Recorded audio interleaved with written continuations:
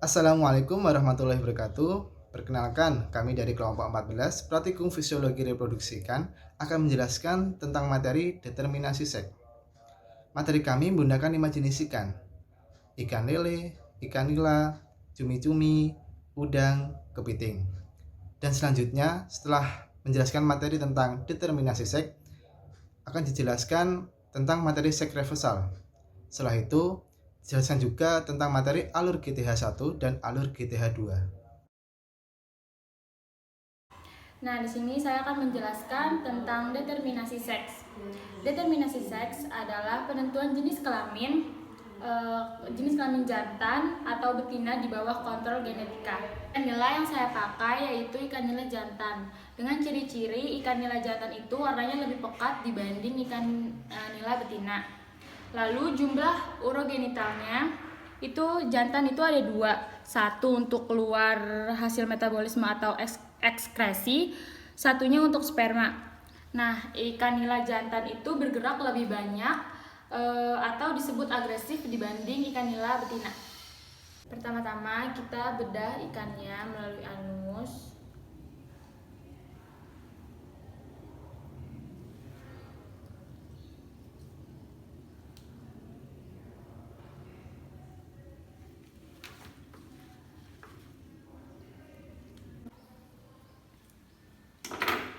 Nah,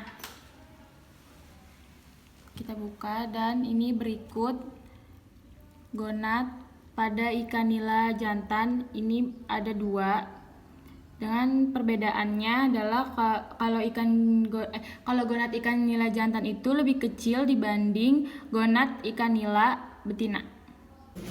Di sini saya akan menjelaskan determinasi seks pada ikan lele, di mana alat dan bahan yang saya gunakan ada yang pertama tuh ada sesioset, yang kedua ada lap, yang ketiga ada talenan, yang keempat ada gunting, dan yang kelima ada pisau, yang keenam ada nampan, dan yang terakhir tuh ada ikan lele sebagai bahan praktikumnya. Nah, di sini yang pertama saya akan menjelaskan sekunder pada ikan lele jantan. Nah, untuk seks sekundernya, kepala dan tubuhnya itu lebih ramping. Yang kedua, warna tubuhnya lebih gelap. Dan yang terakhir, lubang urogenitalnya itu meruncing ke belakang. Dan selanjutnya ada pada ikan lele betina, di mana seks sekundernya itu kepala dan tubuhnya itu lebih besar, warna tubuhnya lebih cerah, dan yang terakhir lubang urogenitalnya itu berwarna merah dan bengkak. Oke, di sini saya akan menjelaskan tentang seks primer pada ikan lele. Nah, sebelum menjelaskan lebih jauh, di sini saya akan mematikan ikan lele tersebut. Nah, cara mematikan ikan lele dengan cara ikan lele tersebut direndam dengan air garam. Nah, setelah ikan lele tersebut mati, nah di sini saya akan memotong lele tersebut. Nah, di mana di bagian kepala dan tubuhnya ini dibagi menjadi dua. Mari kita potong ya, teman-teman. Nah, setelah tadi ikan lele sudah saya potong, nah di sini saya akan membedah ikan lele tersebut untuk diambil gonadnya.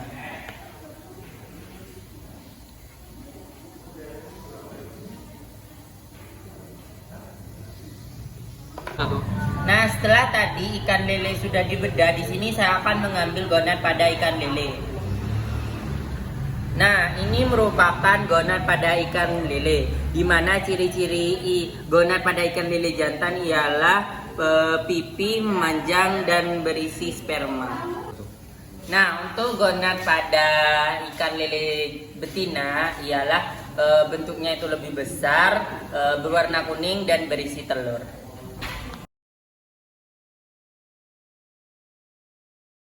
Selanjutnya ialah determinasi cumi-cumi loligo sp. Cumi-cumi memiliki dua bagian, yaitu anterior dan posterior. Cumi-cumi jantan memiliki lengan atau tentakel yang termodifikasi untuk pembuahan. Untuk mengetahui jenis kelaminnya, maka bagian kepala cumi-cumi harus dibedah terlebih dahulu, maka akan terlihat testisnya. Sedangkan pada cumi-cumi betina, terdapat sepasang ovarium yang berisi telur. Cumi-cumi betina memiliki bentuk tubuh yang gemuk pada bagian ventral dan memiliki mantel yang lebih gelap, namun yang ada di pasar umumnya warnanya telah memudar. Berikut ini contoh dari testis cumi-cumi jantan.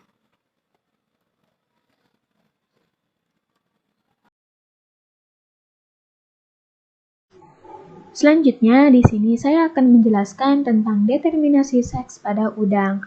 Untuk membedakan antara udang jantan dan betina dapat dilihat pada kaki jalan kelima udang jantan terdapat tonjolan pada masing-masing kaki yang disebut pentasma. Nah, pada saat matang gonad, tonjolan-tonjolan ini akan berwarna putih dan diisi oleh sperma.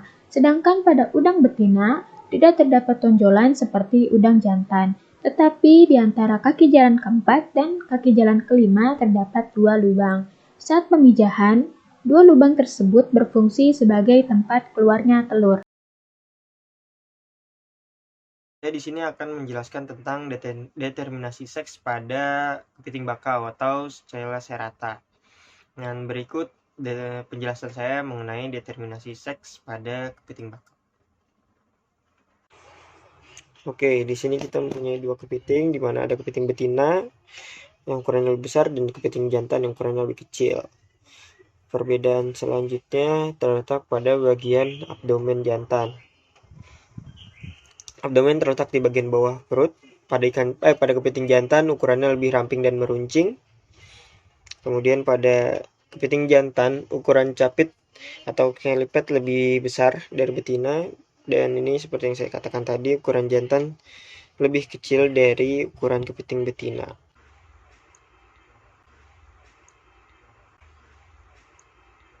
Oke, selanjutnya adalah kepiting betina. Kepiting betina ukuran capit atau helipadnya lebih kecil dari kepiting jantan dan ukuran tubuhnya lebih besar dari kepiting jantan. Kemudian perbedaan selanjutnya ada di abdomen, di mana abdomennya lebih membulat dan di dalamnya terdapat bulu-bulu halus yang akan muncul ketika akan melakukan molting ketika memasuki masa memijah. Oke, baik, sekian penjelasan mengenai determinasi seks pada kepiting bakau. Materi selanjutnya akan dijelaskan oleh rekan kami. Dan selanjutnya adalah materi seks reversal. Seks reversal merupakan suatu metode yang digunakan untuk mengembalikan arah perkembangan kelamin menjadi ke arah yang berlawanan.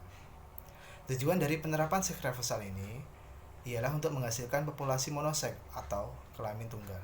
Di sini saya akan menjelaskan seks reversal pada ikan gapi. Langkah-langkah dari proses seks reversal ini yang pertama yaitu madu dimasukkan ke dalam akuarium.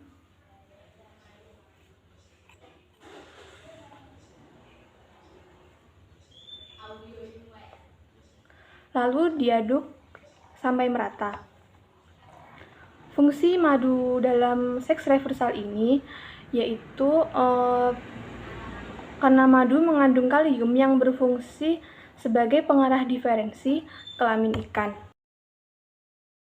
Medulasi peredaran testosteron dan pengendalian tindakan androgen. Setelah diaduk hingga homogen, ikan gapi ini didiamkan selama 10 jam.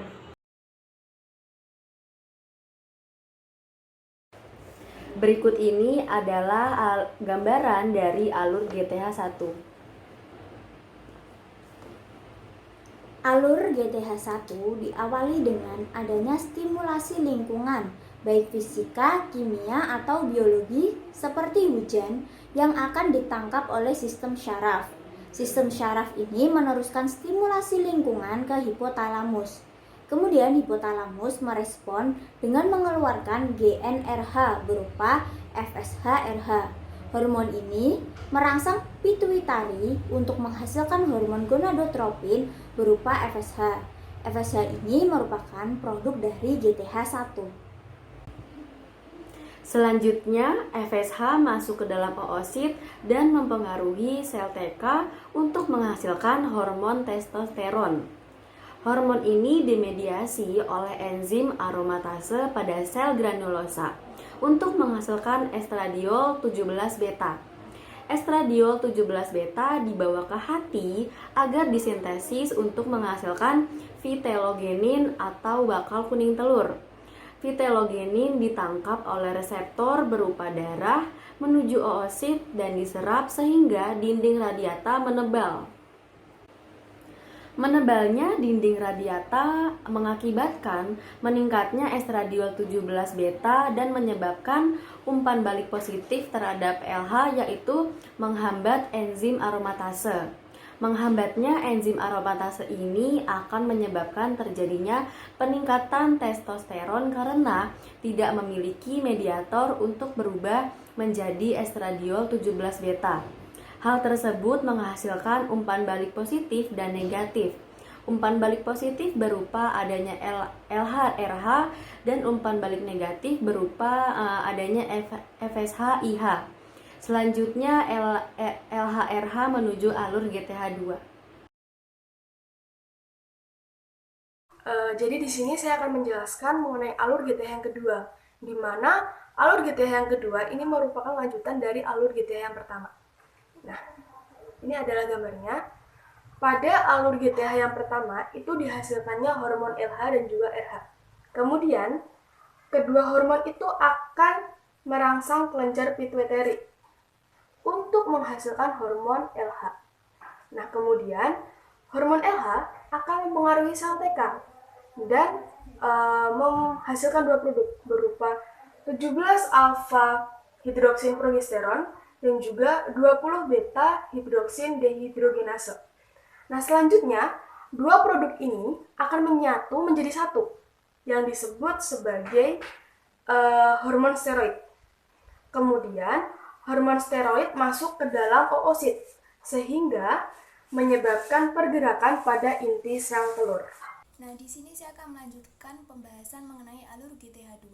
Hormon steroid yang sudah dihasilkan akan masuk ke oosit sehingga menyebabkan pergerakan pada inti kuning telur. Inti kuning telur sendiri akan bermigrasi ke wilayah periferal kemudian diikat oleh membran plasma. Nah, peristiwa pengikatan ini akan menghasilkan MPF yang berfungsi untuk meleburkan folikel sehingga bisa terjadi ovulasi dan ovoposisi. Sekian penjelasan dari kelompok kami. Apabila ada kurangnya mohon maaf. Wassalamualaikum warahmatullahi wabarakatuh.